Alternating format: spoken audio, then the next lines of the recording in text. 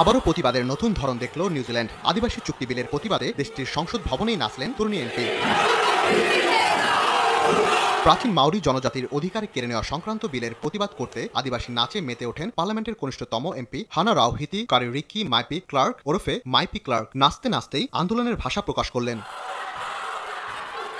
সম্প্রতি দেশটির পার্লামেন্টে পেশ করা হয় ট্রিটি প্রিন্সিপালস বিলের খসড়া। 1840 সালে স্বাক্ষরিত হওয়া ওয়াইটাঙ্গি চুক্তির ভিত্তিতেই আনা হয়েছে এই বিল। তারপরেই বিরোধীদের দাবি, এই বিলে নিউজিল্যান্ডের প্রাচীন জনজাতি মাউরিদের অধিকার খর্ব হচ্ছে। সেই সঙ্গে ছড়াচ্ছে জাতিবিদ্বেষও। বিলের খসড়া পাঠের পরেই প্রতিবাদ শুরু করেন নিউজিল্যান্ডের সর্বকনিষ্ঠ এমপি মাইপি ক্লার্ক। 22 বছর এই তরুণী তে পাতি মাউরি দলের সদস্য। ট্রিটি প্রিন্সিপালস বিলের খসড়া পাঠের পরেই তার কপি ছিঁড়ে ফেলেন তিনি।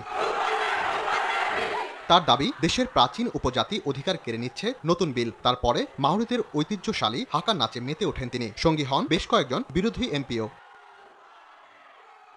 পার্লামেন্টের অধিবেশন দেখতে গ্যালারিতে হাজির থাকা অনেকে নাচের তালে পা মেলান। গোটা ঘটনার ভিডিও ভাইরাল হচ্ছে নেট দুনিয়ায়। যদিও সাসপেন্ড করা হয়েছে ওই এমপিকে, পার্লামেন্ট থেকে বের করে দেয়া হয় একজন সদস্যকেও। শেষ পর্যন্ত অবশ্য পাশ হয়ে যায় বিলটি। নিউজিল্যান্ডের প্রধানমন্ত্রী ক্রিস্টোফার লুসকন বলেন, ব্যক্তিগতভাবে বিলের বিরোধী হলেও রাজনৈতিক কারণে তিনি নিজের দলের এমপিদের নির্দেশ দেন এই বিতর্কিত বিলের পক্ষে ভোট দেওয়ার জন্য। বিংশ শতাব্দীর মাঝামাঝি সময় নিউজিল্যান্ডে আদিবাসী ভাষা ও সংস্কৃতি কমে গিয়েছিল। অনেক উপজাতীয় জমি বাজেয়াপ্ত করা হয়েছিল এবং মাউরিদের অনেক সুবিধা থেকে বঞ্চিত করা হয়েছিল। 1970-এর দশকে আদিবাসীদের প্রতিবাদ আন্দোলন শুরু হওয়ার সঙ্গে সঙ্গে আইন প্রণেতারা এবং আদালতগুলো ধীরে ধীরে মাউরিদের স্বার্থ রক্ষার জন্য এগিয়ে আসে। মাইনর লিবার্টারিয়ান পার্টি অ্যাক্ট এর নেতা ডেভিড সিমোর মাউরিদের আলাদা অধিকার প্রদান করার পক্ষে সওয়াল করেছেন।